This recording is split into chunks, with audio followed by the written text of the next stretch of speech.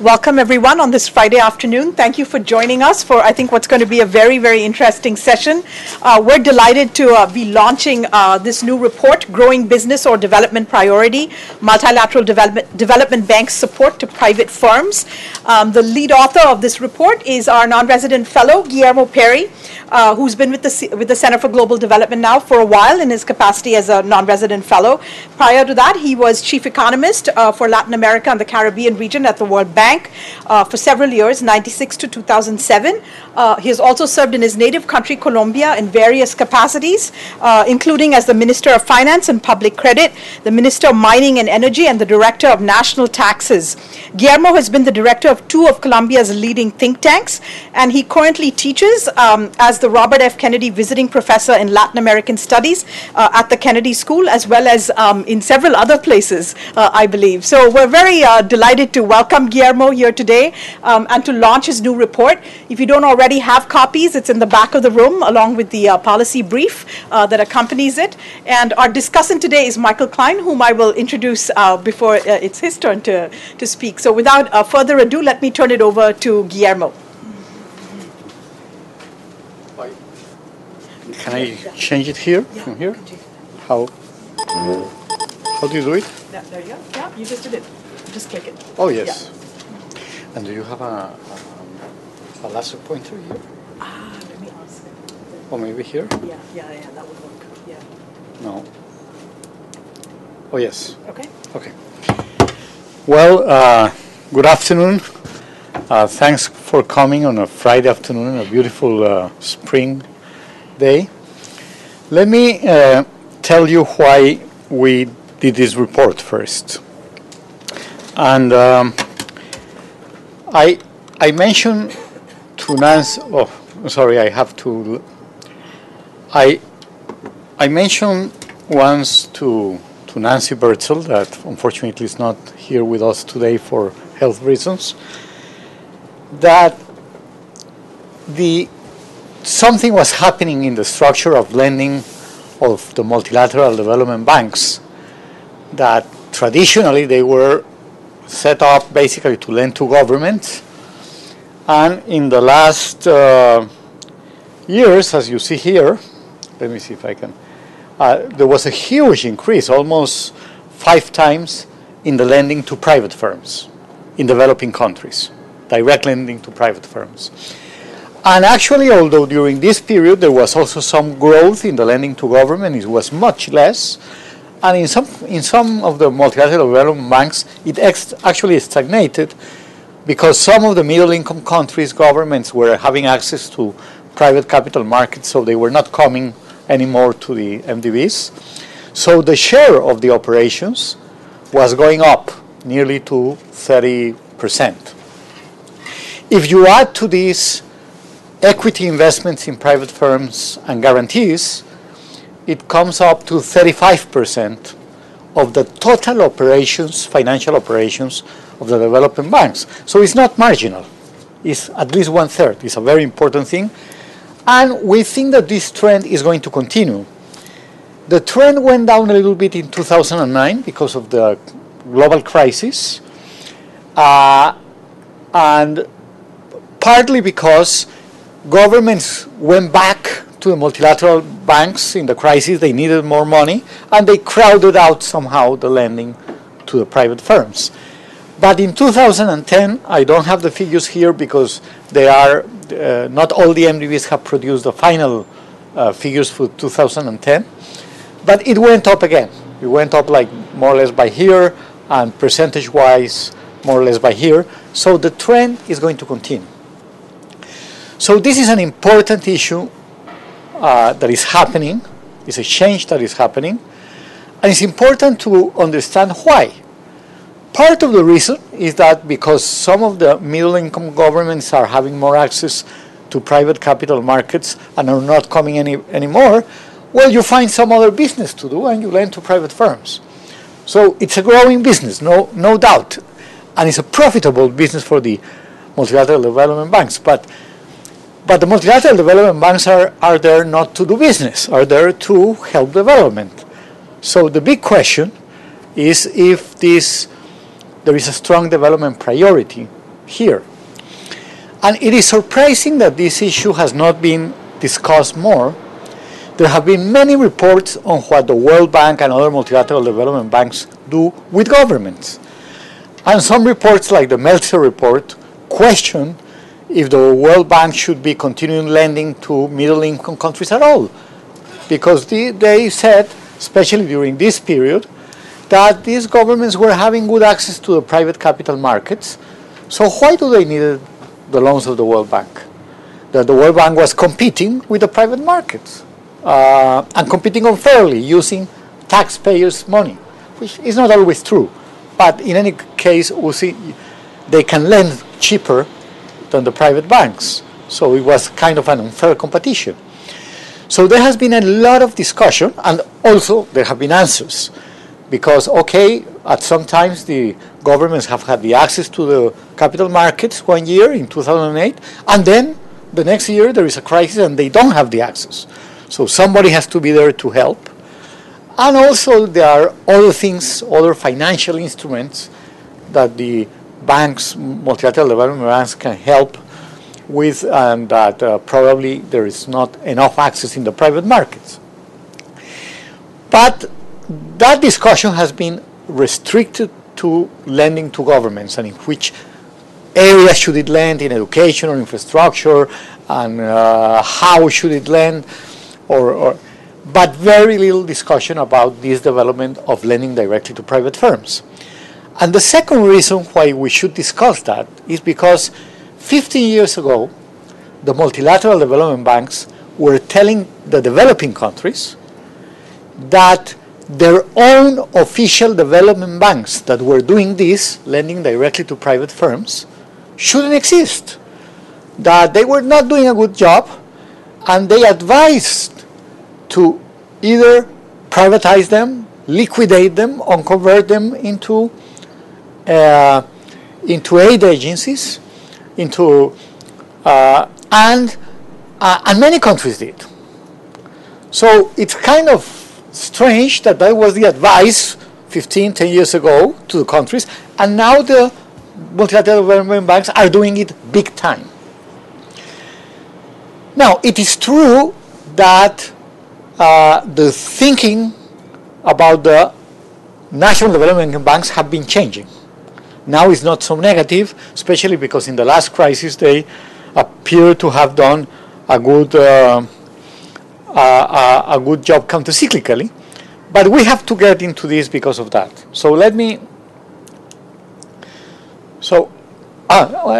one thing more that I wanted to say is this. Although there are two big players here, IFC and EBRD, the other regional banks are much smaller. In any case, the trend to increase operations to the private sector in total or as a percentage of their operations happen in all of them. So it was a generalizing. So the question is, apart from being good business, is there a development rationale for this? So in the book, in the report, I go under this discussion, and I found 2 or 3 potential reasons why this may be good if it's done properly.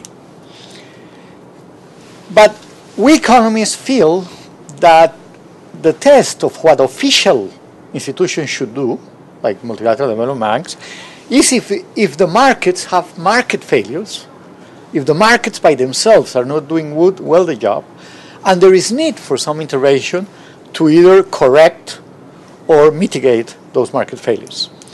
So with this criteria, the first argument that I find clearly potentially in favor of doing this is that a lot of studies, and I personally have done some in my own country, show that in developing countries many firms are financially constrained. What do we mean by this? That many private firms would invest more and grow more if they had more access to external funds, loans or equity or whatever, that they are restricted even if they have good projects. They cannot execute them always because of this restriction. And this has been proven. And Of course, if you are able to lift this financial restriction and many firms invest more, the economy grows more and poverty reduces, and we are having a developmental impact. Now, it is true, however, that this doesn't happen to all firms and in all countries. It happens mostly in the countries that doesn't have good domestic financial markets, and it happens mostly to micro and small and medium enterprises, not to large firms. The large firms are rarely financially constrained. The second thing that we find is that there are a lot of financial risks for firms in developing countries. Developing countries are much more volatile than the rich countries, and so firms are subject to more risks. To begin with, financial access is highly volatile and procyclical. In good times, access to financial services increase. In bad times, you don't find the money to do anything. So they have liquidity risks, but they also have currency risks a lot. I mean, sometimes firms need long-term capital. They don't find it in domestic currencies. They can take them in dollars, but not in their domestic currency. And then they are exposed to currency risk or sectorial risk.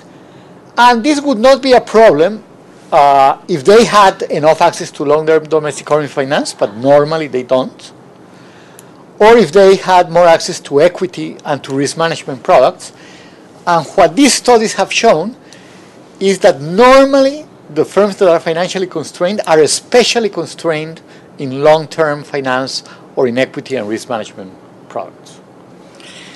And finally, there are many activities that can have what we call economist externalities. I mean that you help a firm in infrastructure and many other firms are benefited by it. It's not just the firm. And this is especially true in sectors like public infrastructure, education, and health. But it is also true whenever a firm does something that helps environmental protection or that innovate in new technologies, products, and exports. Now, so there may be reasons, but it doesn't mean that it is the multilateral development banks, the agents that are best placed to help correct or mitigate these problems, or how they should do it. It's not evident at first sight that it should be lending to the firms. Because if the problem is that they are financially constrained or there are a lot of financial risk because the domestic financial markets are not developed enough, well, help the governments develop the domestic financial markets. And this should be the priority. No doubt. The long term, this should be the priority. But it must be admitted that this takes time. Countries cannot build sound and deep domestic financial markets and a variety of financial products from one day to the other.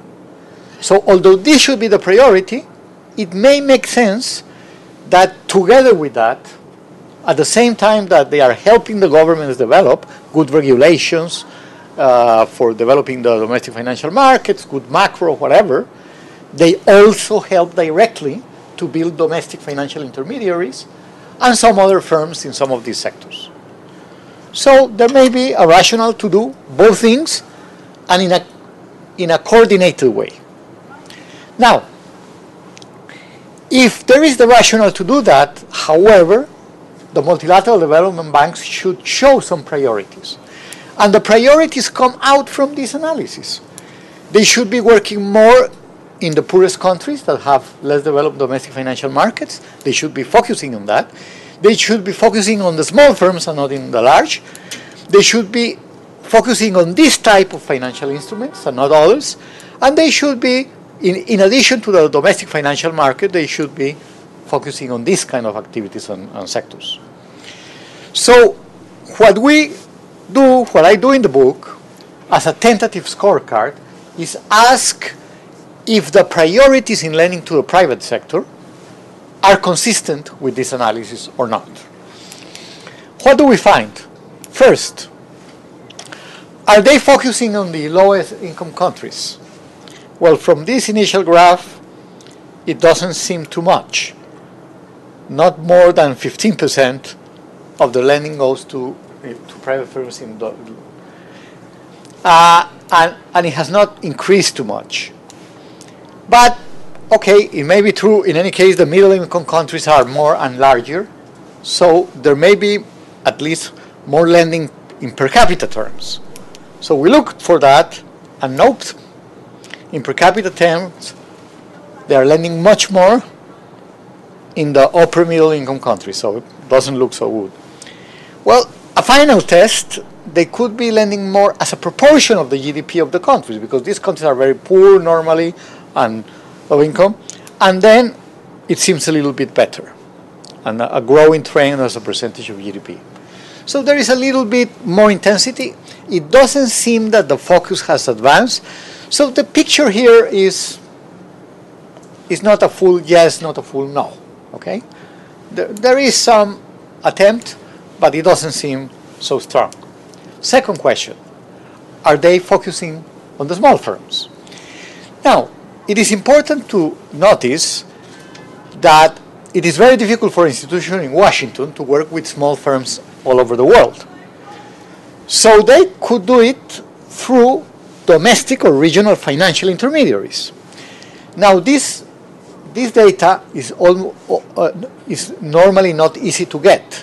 How much of what they lend to domestic financial institutions is in turn lend on lend or guaranteed or invested in small firms. So we asked for this information to them, and we added it up, and this is what we got. We got that in the case of IFC, there is clearly an effort to increase the direct or indirect lending to small and medium enterprises. By the way, I forgot to say, all the institutions explicitly recognize these priorities, and they say that they are focusing on the poorest countries and in the small firms. So explicitly, everybody accepts these priorities. But the proof of the pudding is in the eating. So what does the figure show? So, and they have a lot of programs for the MSMEs, but the actual result in terms of the percentage of lending, the one that fared best is IFC with 25%. Not probably it would be better to have more than the 25% to the small firms, but it's increasing. But the rest don't fare very well, frankly speaking. They don't go over 10%. So they don't fare very well with this criteria. Next criteria. Are they focusing in financial intermediaries to help develop the domestic financial market, and secondarily in sectors with externalities like infrastructure and social sectors? I'm looking at these things together because when you look at the composition, you can look at these things together. And you see here the fraction of loans that go to financial firms in financial services actually is very large and has been increasing, and the equity as well. So yes, they are concentrated in helping financial intermediaries. Now I try to look how much of this actually meant domestic financial development, because you could be lending to the same large banks every year to do the same, and there is little financial development, or you could be helping new financial intermediaries, new products, and there is some of both. But it was very difficult to really find out what percentage of this was really contributing to the domestic. But let's say that in general this is okay, and an important part of this is having an effect, perhaps not all. In infrastructure, has been very volatile, the participation. And actually, when we look at individual banks, only the Asian Development Bank really focuses a lot in infrastructure. And in social services, none of them, very little. So also a mixed picture from here. Oh my God. Now, what about, I said, the kind of financial products? Well, all of them focus on long-term debt. That is fine. They are not giving short-term debt. There is one exception, the Andean Development Corporation, that has a lot of short-term debt to banks, that its development impact is doubtful. But in general, they are doing this. But they are doing very little guarantees, equity, or risk management products. IFC is an exception the last years on guarantees. Why it's important, guarantees? Because guarantees, partial credit guarantees, will help increase the access to long-term finance using the private markets, not competing them, it's helping them. But it's the only of the agencies that actually has been doing an effort on that. And in equity, basically only IFC and EBRD are really important players. The rest are not. And in risk management products, none of them. It's really very marginal what they do. Now, lending in domestic currencies. I argued that this is very important, especially because if we think that the priorities are the small firms have no capacity to, most of their activities are in the domestic market. They shouldn't be taking loans in foreign currencies. They cannot manage the currency risk. And other priorities like the infrastructure or social sectors is the same. They are non-tradable sectors. So, frankly, most of the lending should be in domestic currencies. And we don't find that. Again, we find some effort of IFC to increase that up to 20% in 2007, 2008. ADB, the figures they gave us was very variable, but there seems to have been an effort there. And in the others, it's very small, very, very small. Now, in addition to the fact that this is small, they only lend in domestic currencies to the countries that need it the least. The reason being that the policy is we don't take currency risk in our balance sheet. I will explain why this happens. But this policy implies that you only can lend in domestic currencies when you can swap back with a derivative or something to foreign currency, or you can borrow in the domestic market long term so that you have equilibrated your balance sheet. So this limits the lending in domestic currency effectively only to the countries that already have relatively developed domestic financial markets or derivative markets. So this is in my view, this is a major failure. And it's difficult. We have to accept this is difficult because you would need to take risk, currency risk from many countries. Pooling the risk together reduces a little bit the risk. You can manage it, but this is more difficult than lending to sovereign governments in foreign currency with preferred credit status that has basically zero risk. But IFC, which is the one that is best posed to pooling risk globally because it's a global institution, was having a program called the Match program doing this, but unfortunately they suspended it during the crisis. Now there is an initiative from the Dutch, from the MFO. The Dutch were doing this in a small scale for a long time, and they proved that it could work. So they have invited a lot of other multilateral banks and bilateral aid, and even private banks to join in a currency hedge fund that is called the TCX. This is beginning to work. We still have to see how far it goes. It's kind of promising, but this is a difficult area. And finally, frankly, I found that doing it as we do it as economists, we found that the lending has been quite pro-cyclical. In good times, they lend more. In bad times, they lend less, just like the private banks. And it should be the other way. It's in the bad times that we need more the official banks because the private banks go out. And obviously there is a problem here of demand, and when we discussed this with the heads of the institutions, they said, but what can we do? In good times, they come to ask for more credit. In bad times, they come less. Okay, but this is precisely what you have to do in terms of policies. You have to restrict somehow, not compete so much with the private markets in good times and do something in bad times. So this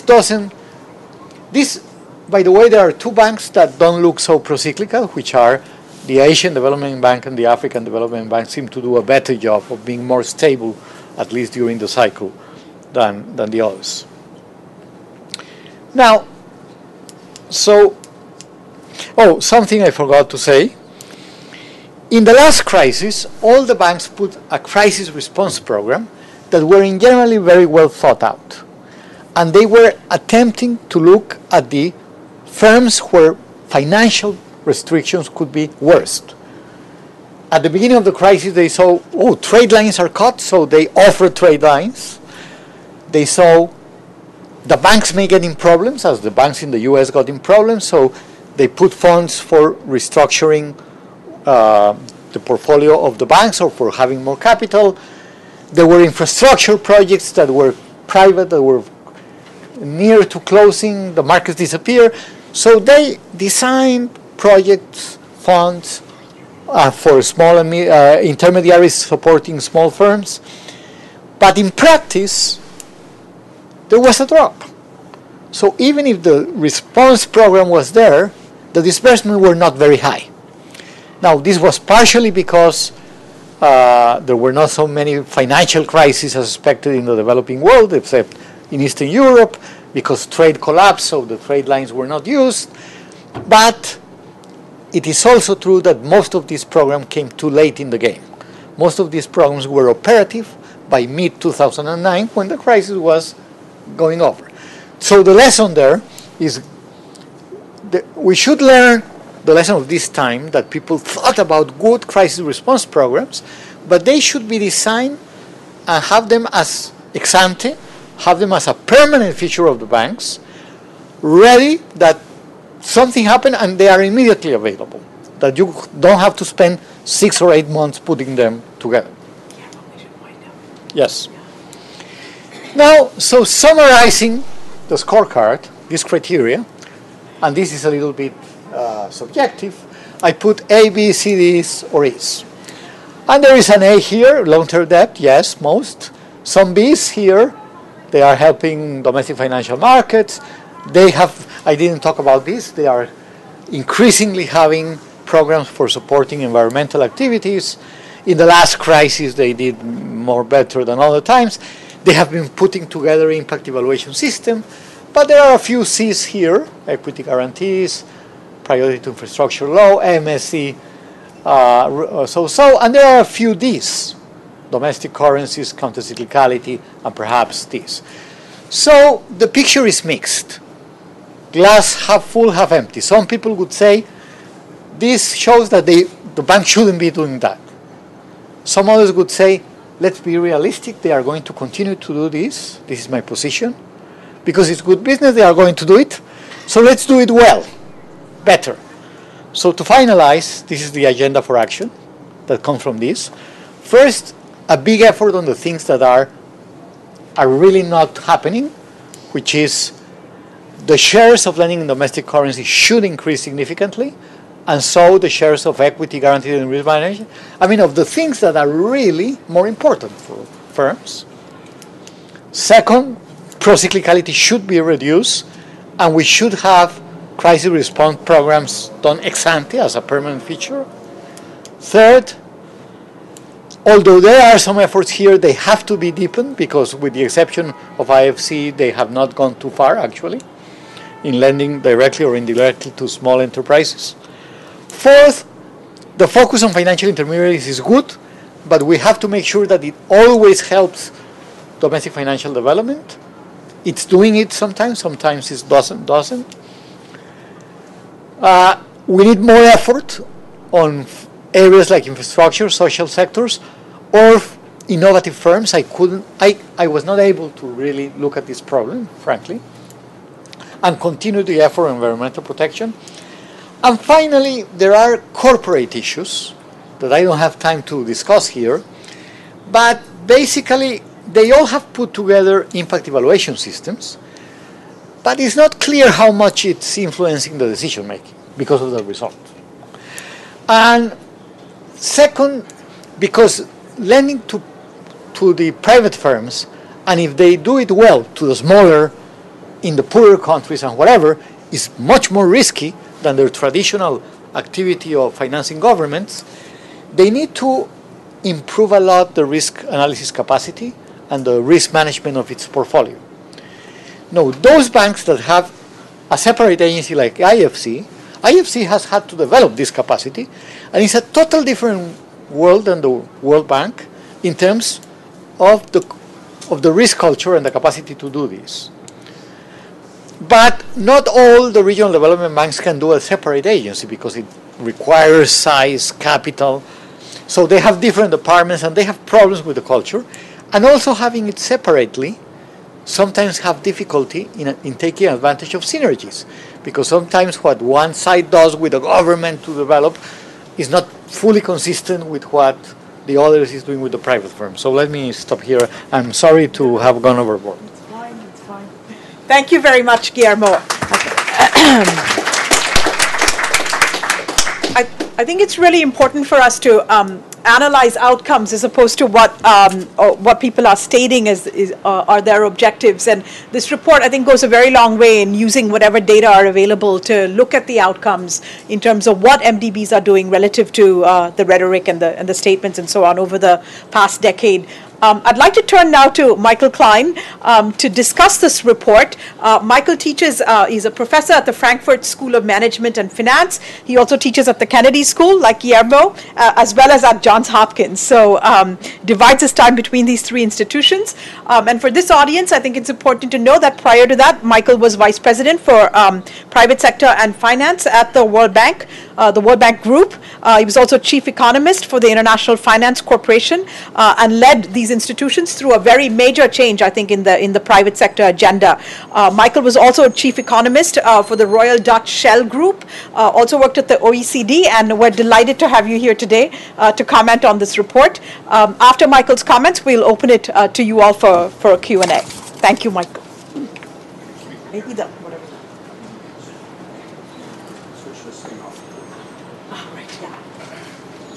Sure.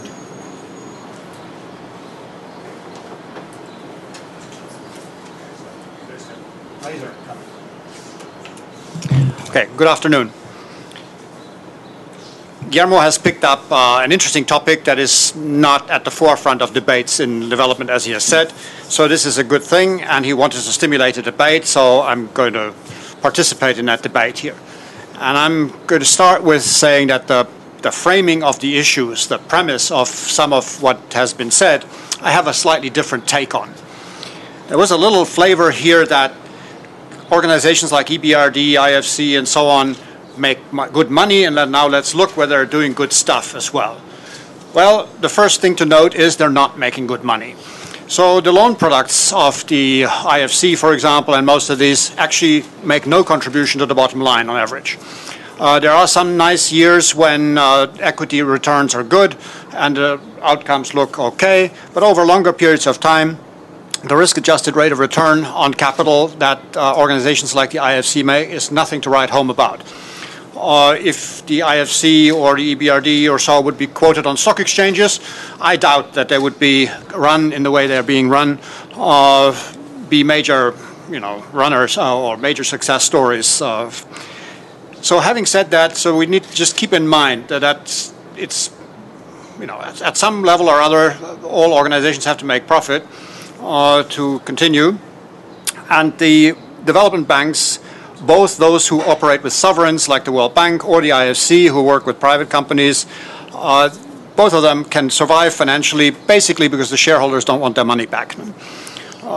So that's to be kept in mind. The second thing is there's a notion that one should do the things that are important, where there's a real need. Yes, everybody agrees.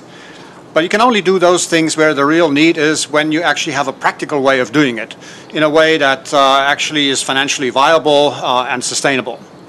And so you need to calibrate that. And then there's also the call, not only are you supposed to do things that the private sector doesn't do in IFC or EBRD or so on, but you're also supposed to bring the private sector in and have them as partner in the venture. So you're being told you should do, I'll overdo it a little bit, unprofitable stuff that is highly needed, and then persuade organizations that have quoted share prices and other such things to come along and please participate in the unprofitable business. So that again, if you push it too far, does not work. So it needs to be calibrated again to see how that works. So here's a few comments on how I would look at that.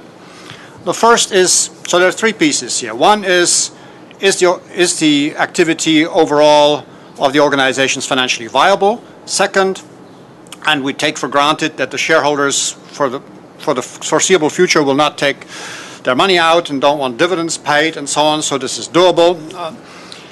Second, the organizations have the question, are they doing good things? So development effectiveness.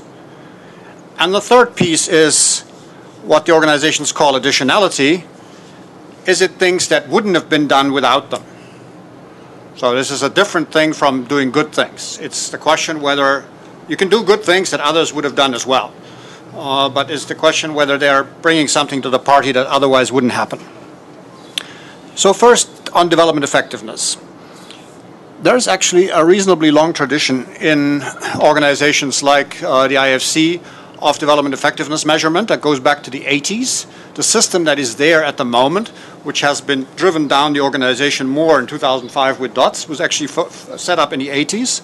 And the organizations all came together in the 90s to further develop that in a way that is more uniform in the private sector arms of the development banks than in the public sector arms of the development banks. And if you look at who does actually a little bit of social cost benefit analysis still, you'll find more of it in the IFC than in the World Bank. And so that's just to keep in mind. And when we also try to do some benchmarking against organizations outside the World Bank, outside the development banks, like the Gates Foundation or other philanthropic organizations, socially responsible businesses, etc., where there's a lot of talk about measurement, I would be quite confident in saying that the organizations like IFC have a better development effectiveness measurement system in place than anybody else. And I would like to see anybody who can challenge that. So that's just to frame a little bit. Now, the paper that Guillermo put forward goes through various proxies for development effectiveness. Are the organizations investing in the poorest countries? Are they investing in the right sectors, etc.? And in the broad, the organizations, Guillermo has done a clever thing. He put up the official statements from the organizations and said, are they doing what they say they should be doing? So in that sense, but then the question is how we frame that. First, low-income countries. Are they investing enough in low-income countries? I just would highlight what Guillermo has put up there, that the organizations are overweight in low-income countries. They finance a greater share of their lending, their investments go to countries than the share of those countries in the world economy. It is kind of hard to ask for much more than that. I think the whole debate is framed wrongly, internally as well, and this was a matter of dispute within the management team of the IFC, for example. I would be on the side of those who would frame the measurement whether or not one makes progress in low-income countries by looking at whether one is overweight in these countries rather than absolute or percentages or absolute numbers. Because, for example, as soon as India drops out of low-income countries, which it might quite soon, the percentages, if you looked at the absolutes, go way down. But that's success. That's not a problem. So you want to be overweight in these countries rather than having them absorb everything. And the African Development Bank, of course, has most low-income countries because there are not many middle-income countries in the region. The second is sectors. I'll pick out two: financial sector and infrastructure. Guillermo has already pointed out the basic developments. I just say that from a development effectiveness perspective, infrastructure is probably neglected, and that came out in the debates, because it has economic rates of return when you do your social cost benefit analysis that systematically are higher than many other sectors, on average. Financial sector, there's a real question mark about whether there hasn't been too much of it, because some of the investment in financial sector participated in the euphoria in financial markets that has driven the whole world in slightly the wrong direction. And so some of the investments have had regulatory arbitrage as the basic driver rather than development effectiveness. So there, I would say, in general, finance probably has been overdone, and infrastructure should have more. but the basic metric to evaluate that is precisely the social cost benefit analysis that the organizations have. SMEs. There's a bit of, in general, this is a general point, has nothing specific to do with Guillermo's paper. SMEs, yeah, there are lots of SMEs and there should be more, but for supporting firms because they're small is a bad idea. You should support firms because they're good. And you should help the small firms that have potential to get somewhere, not have it as a goal to have more small firms. That's just actually not a very helpful development goal. And here again, when it comes to development effectiveness measurement, SME lending, whether directly or through intermediaries, has a very nice metric of development effectiveness. And the metric of development effectiveness for SMEs is called profit. Because if, on average, your SME portfolio doesn't make a profit, you're not doing the right thing. Because all the arguments about market failure, as Mr. Stiglitz and others put up, are about leaving good deals on the table rather than picking them up. If you pick up good deals on the table that you left, you are making more money, not less. So profit is the measure that should be used there. So enough on development effectiveness. The next one is additionality. So one question was, do they make money? Second question is, do they good things? Third question is, why them? Why do we need these people? Why don't we just let the markets do it, or Bill Gates, or whoever, or CGD, or the governments for that matter, yes. So here, what are the basic rationales on why these organizations might have a role in life? I would very much agree with what Guillermo has said about that. One is there's a rationale to improve policy in countries. And IFC in particular has a lot of work that actually helps governments make better policy, whether in the privatization transactions for infrastructure, or whether in credit bureaus, or the doing business report for business environment, etc.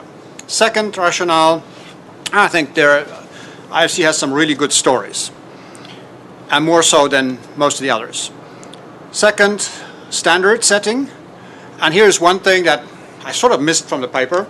It is the IFC, together with others, has played a major role in bringing better environmental and social standards to the business of project finance through the so-called equator principles. And that's a clear role that this organization in this particular case has played.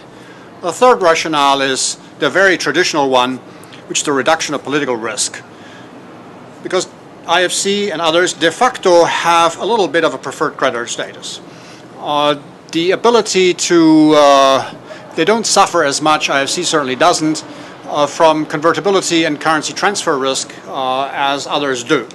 For example, the Venezuelan government keeps transferring them, has, as best as I know, I left a year and a half ago, so I don't know recent history, has always converted money from Venezuelan currency into foreign currency and has allowed the shipment of the currency out of the country. Risks which private sector financiers had to bear in different ways. And that's something where the organizations can contribute and can comfort private co-investors that should they invest in a complicated environment, there is a little cover here for some of the risks that might otherwise arise. The last role can be summarized under the heading demonstration effects. Do these investments that the organizations promote have a demonstration effect? That goes to what Guillermo says, there's a need to complement policy sometime, or many times. Policy is a piece of paper, or announcements, etc., laws and regulations, but it has to be made real through investments, through real activity and financing and so on. And so proving the effectiveness of policy, bringing others to see the light and so on, so to speak, that is a role that in principle can be played, and where it could be always done better, as you point out, Guillermo. But that's the fourth role. So these are the four that would be there. Now, in performing this, there's one other additionality question, is countercyclical versus not countercyclical. There's always the call that when everybody else has decided it's not worth lending, you should lend, no, or invest. And so sometimes when there's a liquidity problem, that makes sense, but sometimes it doesn't make sense. No? So how do you think about that one? Here my main comment is that both the World Bank and the other MDBs and the IFC and the other private sector arms are actually neither counter-cyclical nor cyclical. I find them, the way they behave in intent, in de facto intent as opposed to stated intent, to be asymmetric. I want to have it both ways. They want to lend more in good times and more in bad times. And in good times, they say, you know, everything is going, we can't fall back, we need market share. And in bad times, we need to be counter-cyclical. And so as long as they have enough money and capital, that's what they do. The argument that some people have, you quoted Mr. Meltzer, that the markets will do this, and why would public sector organizations like the IFC go in there? I think if you have that argument with the IFC, you have to have it even more with the World Bank or so, because sovereign credit is a much less risky affair than giving credit without a sovereign counter guarantee. So the World Bank requires a sovereign counter guarantee, the IFC does not. So where's the risk here? Where's the potentially bigger market failure? It's with the World Bank, so let's abolish the World Bank first, and then the IFC, if one goes down that route. So that's just a few comments on this. I close with instruments, and I just started with the government guarantee. I think for risk management purposes and for thinking about this whole thing, it's important to keep in mind not to work too much with the labels private and public, but to ask what is the credit risk being taken, or what is the investment risk being taken. The World Bank and many of the multilateral development banks take only government risk, sovereign risk. So if something goes wrong in a project, or something goes wrong with the investment, the taxpayers of the poor countries are being asked to pay back. The organizations, the other type of organization takes project risk or investment risk of whatever, corporate risk, etc. And if it doesn't work, it is not being paid back by taxpayers in poor countries. It may eventually, if the whole thing collapses, be paid back by taxpayers in rich countries, but if we believe somewhat the story that these organizations are financially viable, it is not on the shoulder of taxpayers as much. So one of the basic reform questions which has gone completely out of the debate is whether or not it's worth actually having the sovereign guarantee. It's nice to have as a lender, for security, but from a developmental point of view, whether that's a good idea is questionable. And as Guillermo pointed out, those who don't have a sovereign guarantee have actually better risk management systems to deal with. And so let me leave the other points on instruments and just one little remark to close with on the future of this thing. You very nicely assumed for these organizations that they have a future and that the trend is there and it'll grow, etc. And yes, the world overall is growing and getting bigger and maybe, but I'm not so sure that it's all that clear. For example, the IFC in the last round of capital increases of the big development banks, etc., did not get a capital increase. So it just cannot lend as much for the foreseeable future or grow as strongly for the foreseeable future as happened before. So second, I think what the more interesting shift, or maybe more important political shift, is away from multilateral solutions to regional solutions. That may be proxied by this. And we have, of course, the rise of more state firms and state institutions in various types. So I think until the next crisis hits, there is not necessarily a clear prolongation of the recent trends. Thank you.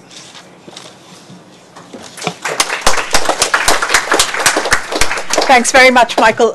Guillermo, I don't know if you want to take a minute or two to respond, or should we open it up to further questions and you can respond together? Or? I'll just make 2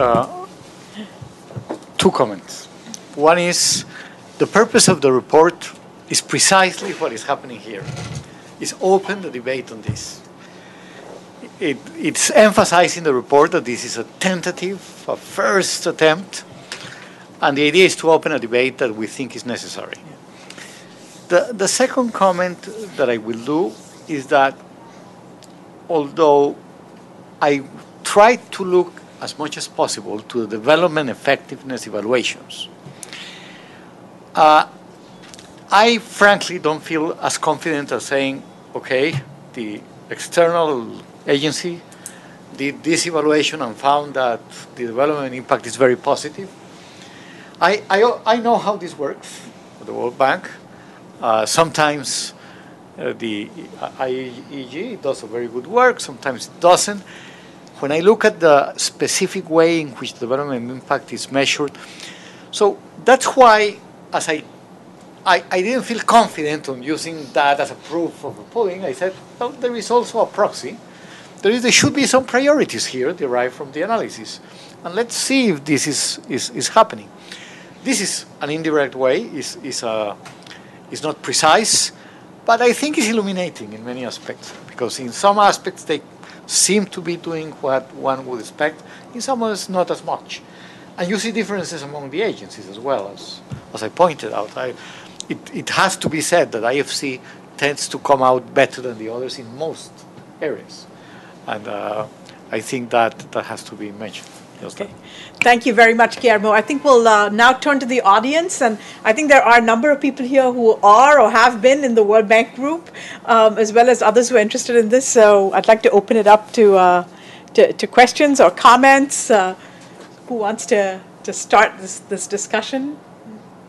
Yes, go ahead. Two questions for both of you. One is on the issue of the impact, and one of the points was made about the importance of promoting export, promoting innovation, and so it seems to be that there is some sort of difference in view. In one sense, the development effect seems to be very good and well measured, and the others we could do better. So maybe I think it would be interesting to hear a little more on this. And on the other is, you said that this seems to be good business, but then let's see if they're doing the good things.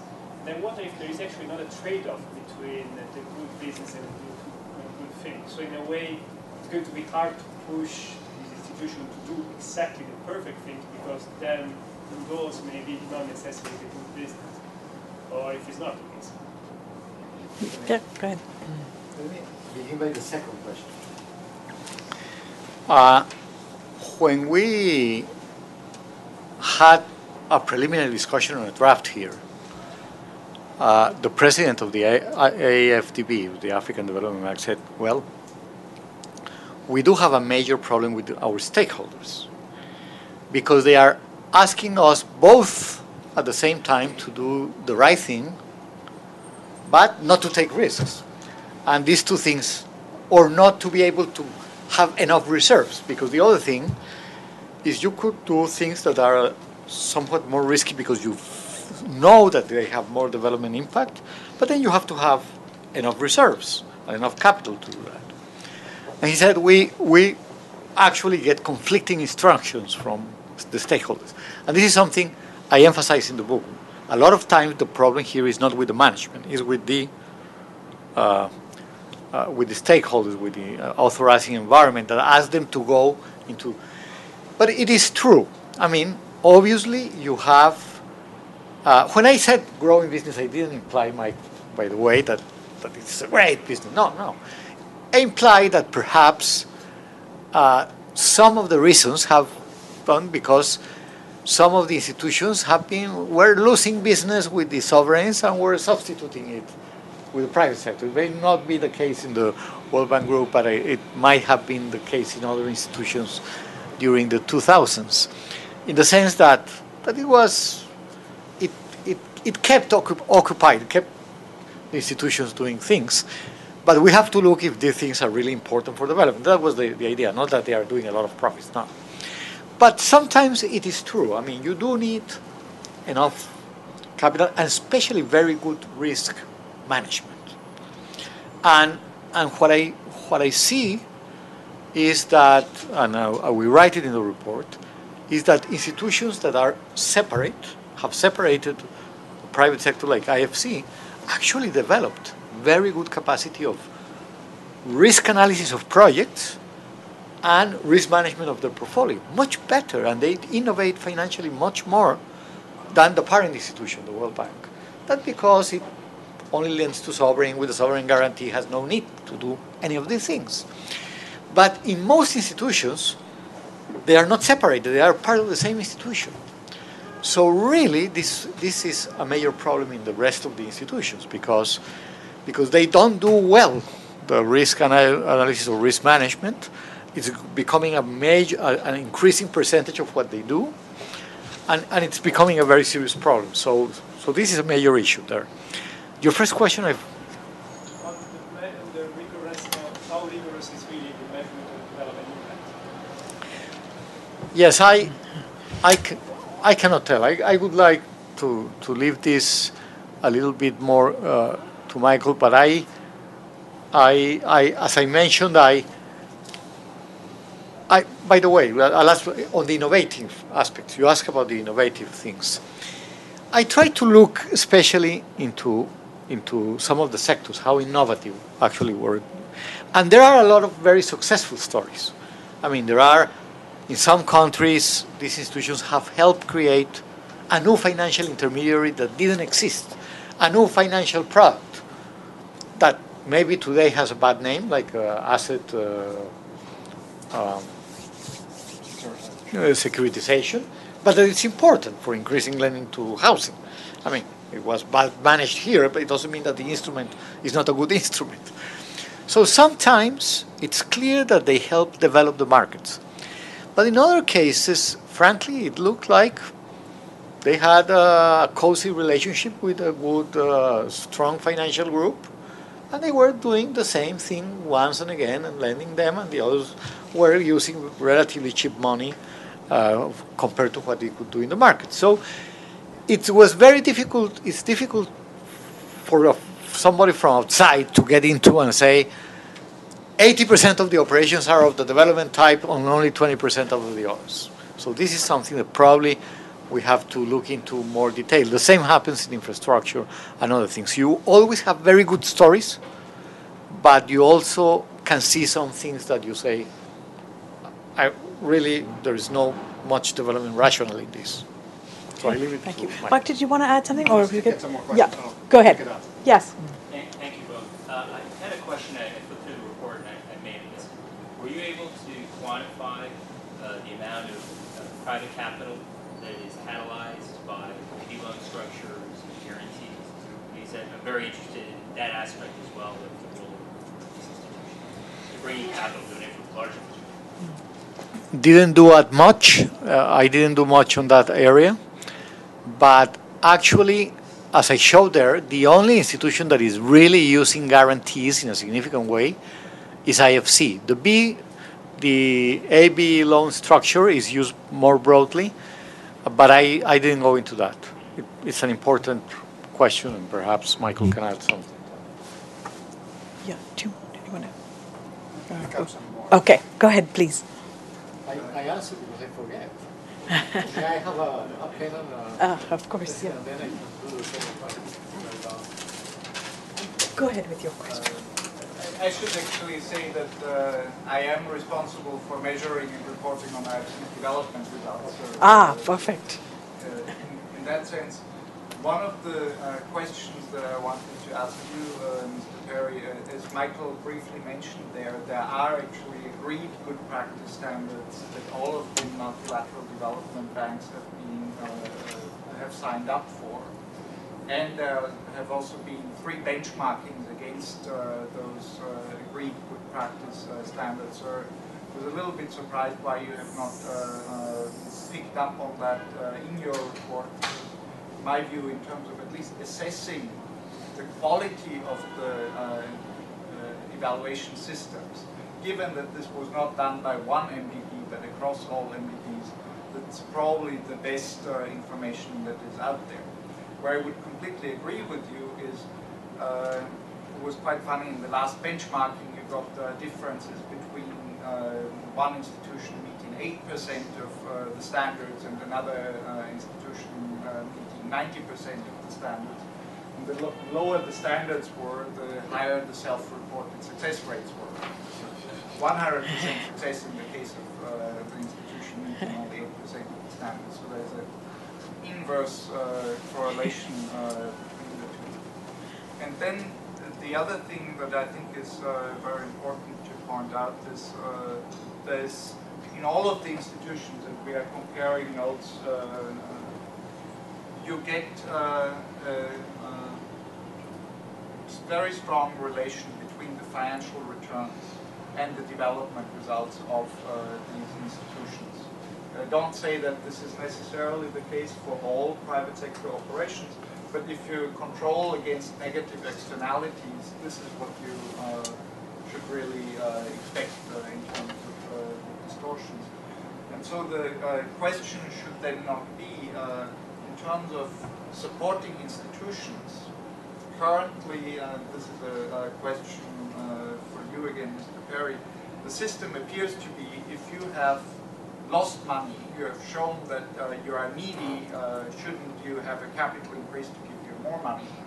Which is exactly the opposite of what you would get in a market system, where the strong institutions get additional funding and the weak institutions go out of business. Any thoughts on that?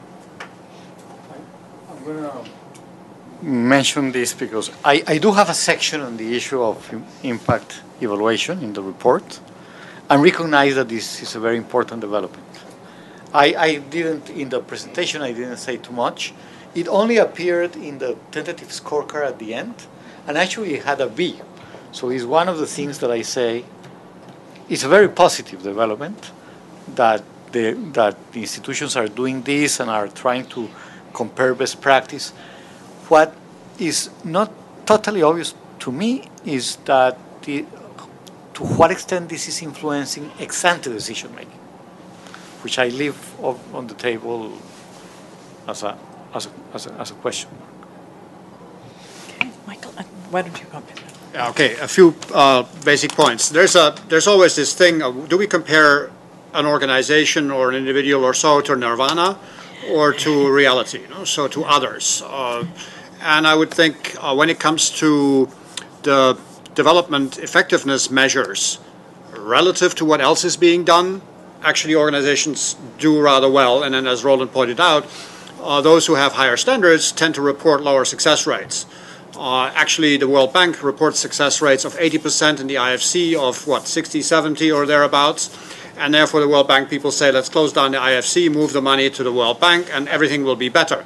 When you look at what has been done to arrive at these success rates, you find that the IFC compares more to counterfactuals, and the World Bank compares more to expectations at the beginning of the project.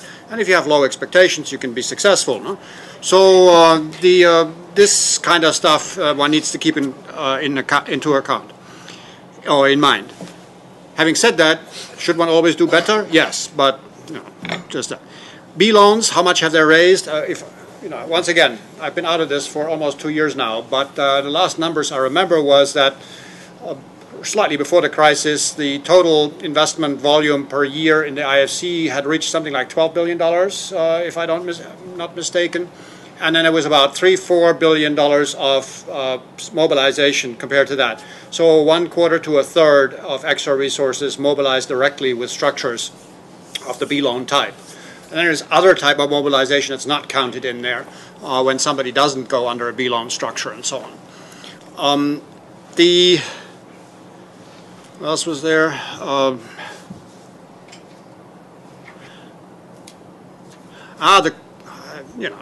One little thing. The cozy relationship thing, lending to the, unfortunately, fortunately, whatever, turns out, at least given the development effectiveness numbers that the IFC tends to collect, that when you work longer with the same client, you actually have more impact on things like environmental and social standards and development effectiveness over time. So there's a little trade-off here. A certain amount of coziness can go a certain way, apparently, in making stuff happen. So that needs to be traded off. On innovation, the World Bank lending takes only sovereign credit risk. So almost by definition, it cannot innovate. Because whatever it does on the financial product side, if it comes up with some complicated financial products, at the end of the day, whatever goes wrong, the taxpayer pays. So the only thing that matters for the analysis of the riskiness of the thing is whether the taxpayers will cough up money or not. Whereas innovation, financial innovation, is a wholly different game when you actually take different types of risks. But as long as you take only one risk, you cannot innovate. Okay. All right. Other comments or questions? Yes, go ahead. I just have one question about this procyclical lending. about the effectiveness, in some sense, not effectiveness, but greatness of this post-crisis fund this time around the economic crisis. I'm wondering whether the reason why it was delayed is because of the funding system. Because this time, I think that all the MDBs did very well, particularly World Bank did very well to convince advanced countries that it would disaffect the developing countries and Africa region very much. So they are very good at, they've been very good at capital mobilization. But I'm wondering if that capital had been already there, they could have made much more prompt response, but because it was not that available, they couldn't do it. Then if that's the case, I don't know whether it's the case or not. If that's the case, is there any the reason or the rationale for that kind of the crisis money to be in store so that they can really be not pro-cyclical but counter-cyclical? So in relation to that, in terms of the being a good, doing a good thing and being able to do something more valuable like a risk thing. For the same reason, should there be sort of a backup system where these particular sort of like IFC or MDB style, the private sector arms can have some sort of maneuvering room where they can really do experiment something interesting and more riskier, so that they don't have to be really criticized by being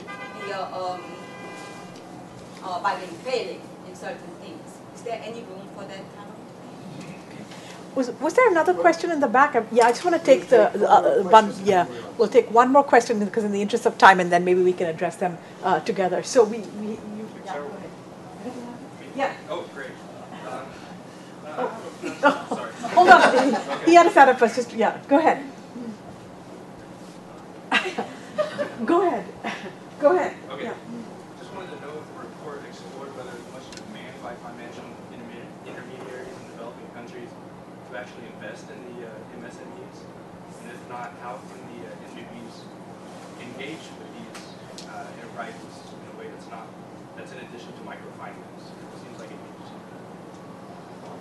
could degenerate into microfinance. Okay, and then you in the back. Go ahead. Yeah. I had a question. What source of revenue would the CGD use to help manage last out? Could you repeat, please? I said, what source of revenue would the CGD use to help somebody who just lost their home? Okay. All right. This is a little bit outside the. Yeah. Go ahead. Mine may also be outside. I was just wondering if the panelists could comment on the increased velocity of private investment, making the MDBs, in fact, a relatively lesser player. There was a mention from Dr. Klein about the growing importance of regional, for example, as opposed to continent-wide development banks. I think that both of those forces would suggest that the MDBs are of lesser and lesser importance. Okay.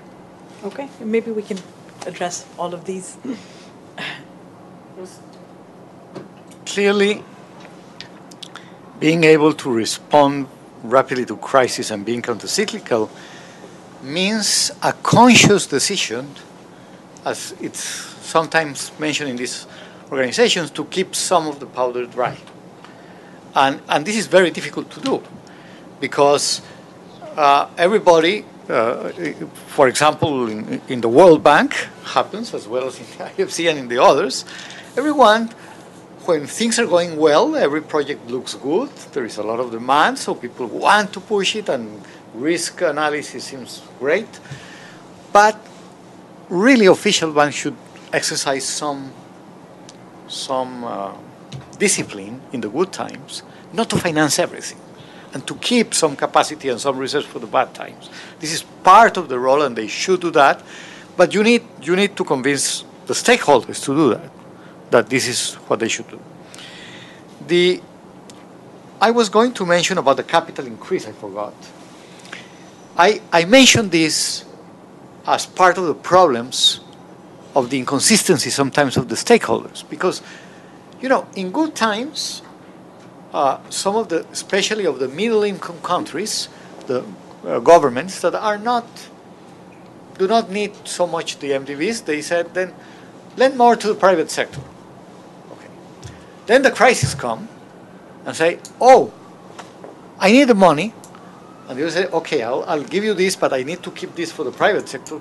Oh, forget the private sector. I need all the money. This was not so much the problem in the World Bank group because it's separate agencies, but it happened in all the rest very strongly, very clearly. But in the World Bank, it had another connotation because the capital increases were discussed at the moment of the crisis. So at that moment, the governments wanted the capital increase for themselves, with lack of foresight that actually the World Bank is not going to be able to use all this capital increase. And probably the IFC would have had. So this is part of the problems that I was mentioning of this lack of coherence of stakeholders. Now, there was a question on the environmental issues and social responsibility, and I also should have mentioned to Michael that I do mention in the report that, well, especially on the environmental part, there has been a lot of action and trying to have an important effect. I didn't look at much at the social responsibility issue, but clearly that's also important. Now, the question on the financial intermediaries. Yes, I mean, part of what, as I mentioned, these institutions cannot go out and lend directly to all these small and medium enterprises in the countries. So what they need is to find local partners to do this. But actually, this is part of financial market development. As Michael was saying, and I do mention that in the book, sometimes the synergies of helping have good regulations and policies and then helping some private guys actually do the first moves can be very important. So one would expect that kind of action. In some countries, you may not find the right partners to do it, but I guess normally you can, and you have the possibility of having, by the way, for example, lately the IFC has had a program with the retail banks trying to convince them and help them go down into smaller enterprises. And they have a whole technical assistance program of how can they do that. This kind of thing can help build that attitude and that capacity in the countries. On the homeowners, I have no response, really. Okay. Michael, do you want to? Yeah, quick one on the keeping powder dry question. During good times to have something in bad times. This is a nice idea, and the only organization that more or less respects it is the IMF.